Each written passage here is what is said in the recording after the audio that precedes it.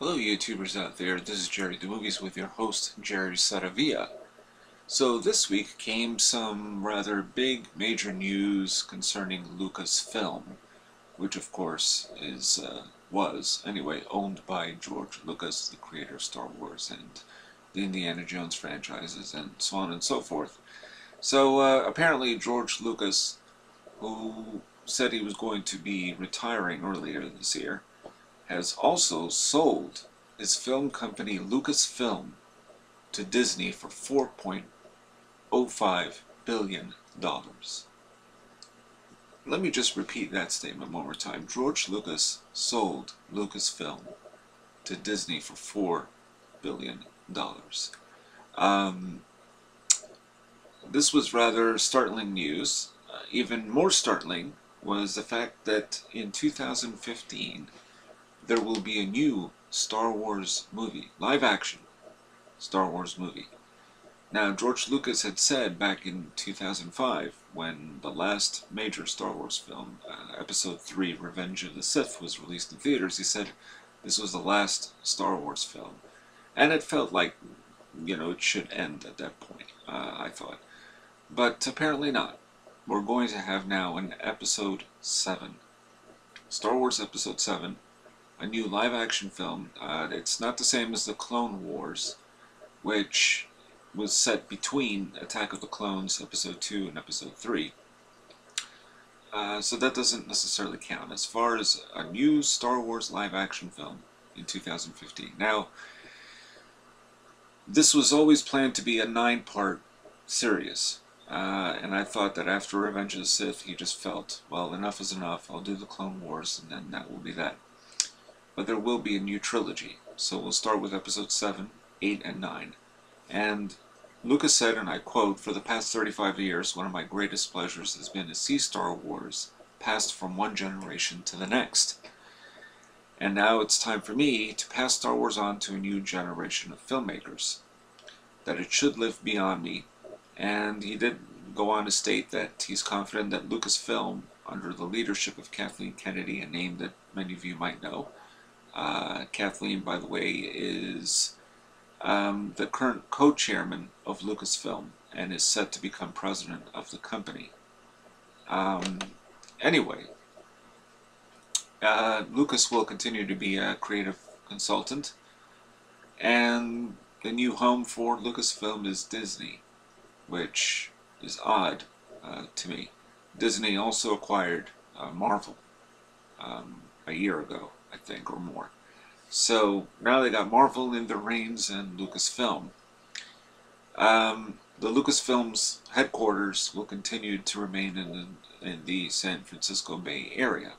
But just because Lucas is now the creative consultant doesn't necessarily mean that Disney will not take this acquisition and give their own ideas of what a Star Wars movie should be. You never know. I don't know. I don't trust this one bit. I do not trust this union. I don't understand why Disney got the full ownership of Lucasfilm, along with its holdings, I might add, which include Lucasfilm Limited, LucasArts, which creates some of the video games, Industrial Light and Magic, which creates the special effects, and Skywalker Sound. I don't understand this. Is George Lucas sick? Is he going to pass away soon? Did he decide to just give everything away to these people for more money? I don't...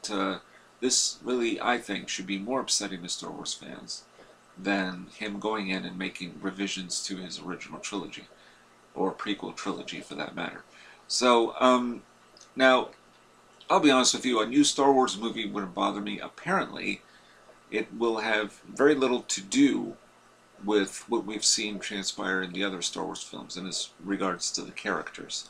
Now, one other aspect that I thought was rather interesting is that there's been an interview with Mark Hamill, of course played Luke Skywalker, with Entertainment Weekly conducted this interview, and he states that he and Carrie Fisher, who of course played Princess Leia, had lunch with George Lucas in August, and Lucas told him that he was planning to make another trilogy. and he said, we're going to do episodes 7, 8, and 9. And Hamill was gobsmacked by this revelation, but of course he didn't know that the director would sell the company. Now, I just cannot imagine that this is a good idea as far as an acquisition. Also, interestingly enough, now it seems that the very rumor, which has existed now for 2.5 years, and I've talked about this repeatedly on this channel, Indiana Jones 5 probably will not see the light of day. Apparently, according to Disney, there are no immediate plans for an Indiana Jones 5, period. Of course, Indiana Jones, mind you, is distributed by Paramount. And I do believe Paramount has a stake in the franchise. How much of a stake, I'm not sure, but of course they help to distribute these pictures and help to produce them, to make them a reality. So that's more of a blow to me than whether there's a new Star Wars movie or not. I could care less, to be honest with you. I mean, I'm a Star Wars fan, but I think this tale has has been spun, and there's really not much more to do after this. But then again, who knows what they're going to do. George Lucas will not be actively involved as a producer or as a director. Maybe for some Star Wars fans that's a good thing as far as the latter, or maybe both. And so a different director will take over. As I said, Lucas will hand over the franchise to someone else, this new Star Wars trilogy.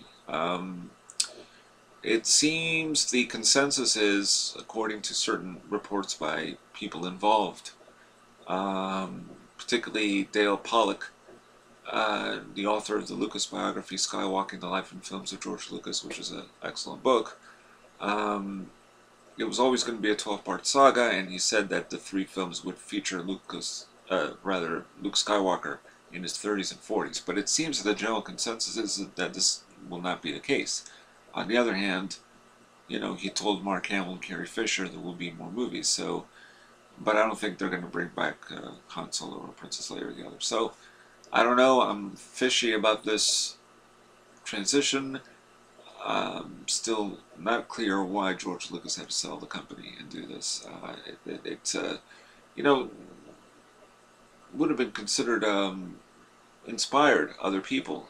The fact that George Lucas had his own company, he brought it from the ground up, literally. And this, you know, this was a man who, when the first Star Wars film came out, Episode 4 in 1977. Nobody was excited about this as far as the production team. Nobody gave him any reassurance that there might be something there. It was almost like, yeah, you know, it was almost like a disaster in the making. And then it turned out that it wasn't. But, you know, he's always prided himself on doing his own thing and not dealing with any outside forces in terms of getting into his, you know, work and meddling with it. But now, I don't know. You know, I know he retired, but this is just rather shocking news and a little too much, and not the news I was expecting to hear. I was expecting to hear there's going to be a new Indiana Jones movie. I'm more of an Indiana Jones fan than a Star Wars fan, by and large. To me, the last really great Star Wars movie was Empire Strikes Back. That hasn't been beaten. I don't believe there will ever be a better Star Wars film than that, but that's just my opinion. So, hey, be as it may, that's the story. We'll see what else comes up on this. It's fascinating, but a little distressing. But, oh well, there are, you know, bigger problems in the world, of course. But cinematically speaking, for me, being a fan, it's a bit of a letdown. Anyhow, this is Jerry Do Movies with your host, Jerry Saravia, signing off.